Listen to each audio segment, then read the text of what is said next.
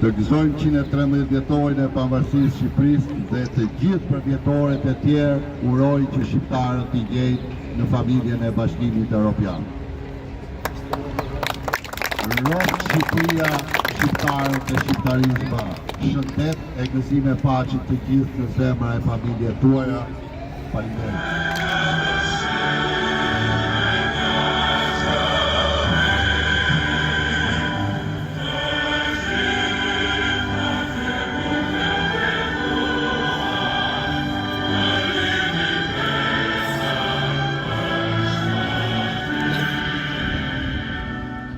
Them të drejtën me fjalë zemre dhe jo me retorik, për çdo shqiptar, kjo datë e shënuar është një datë që nga vokacioni i ndjenjës kombëtare buron nga brenda dhe nga shpirti ndjenja e respektit për kujtimit të gjithë përpjekjeve titanike të kombit ton dhe është një datë e shënuar në panteonin e historisë popullit shqiptar.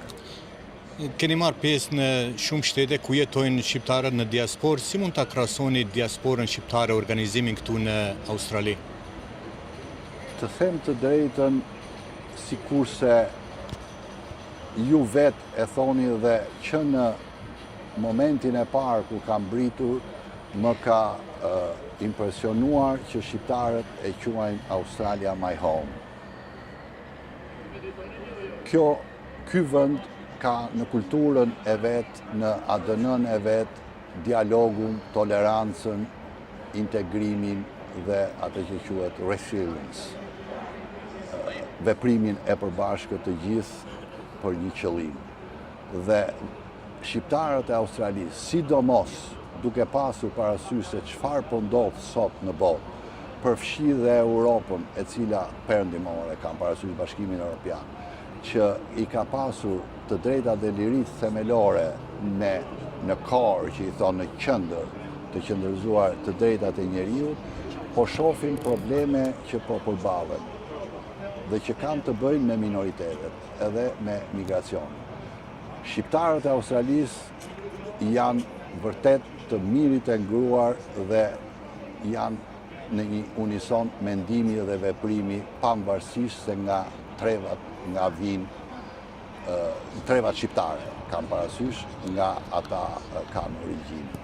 Dhe kjo është një aset që ne duhet ta ruajmë dhe sidomos duhet të punojmë me brezin e ri që kam parasysh rinin, është një proces natyror që është një stafet dhe ne duhet të punojmë me shumë kujdes që atë t'ja transmetojmë brezit të ardhshëm. E përmendet se shqiptarët janë mirë të inkuadruar këtu në sistemin australian. Si mundet diaspora shqiptare australiane të kontribuojë në vendlindje? Atëre, platforma më e mirë do thosha që jo vetëm e Australisë, po e gjithë diaspora shqiptare dhe në veçanti ajo e Australisë, është platforma që quhet Summiti Diasporës. Janë bërë 3. Ne po punojmë për të mbajtur me ndohet të 3 mujorin e parë ose në gjatë vitit të ardhshëm 2026 kongresin e 4 dhe aty eksplorohen dhe ofrohen të gjithë mundësitë dhe opsionet e mundshme që t'jetë. Po sidomos do thosha në drejtim të investimeve në energjinë e pastër, në innovation and invention, që brezi i këtushëm ka të gjithë njohuritë dhe risuset e nevojshme për të qenë pjesë proaktive e këtyre programeve të zhvillimit tonë kombëtar. Këtu përfundoi ceremonia e ngritjes së flamurit në Harmony Square, por nuk kam përfunduar dhe festat e nëntorit. Sot kemi edhe një mbrëmje, të ftuar janë dhe këngëtarë të mirë njohur nga vendlindja. Duhet bëni gati, nuk do t'ju mbaj shumë. Në emër të komunitetit, unë falenderoj që ishit pjesë si çdo herë e këtyre ceremonive. Urime 28 nëntorit dhe miru pafshim ndonjë rast tjetër.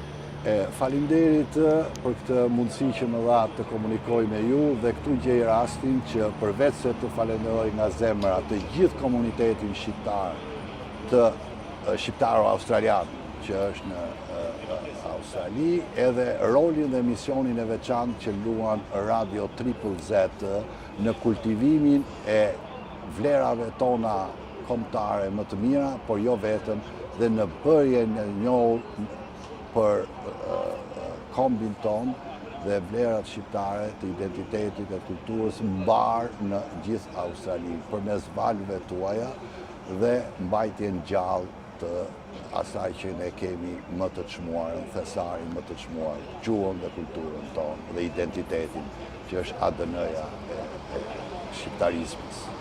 Faleminderit edhe një herë për misionin tuaj dhe uroj çdo sukses në vitin e ardhshëm 2026.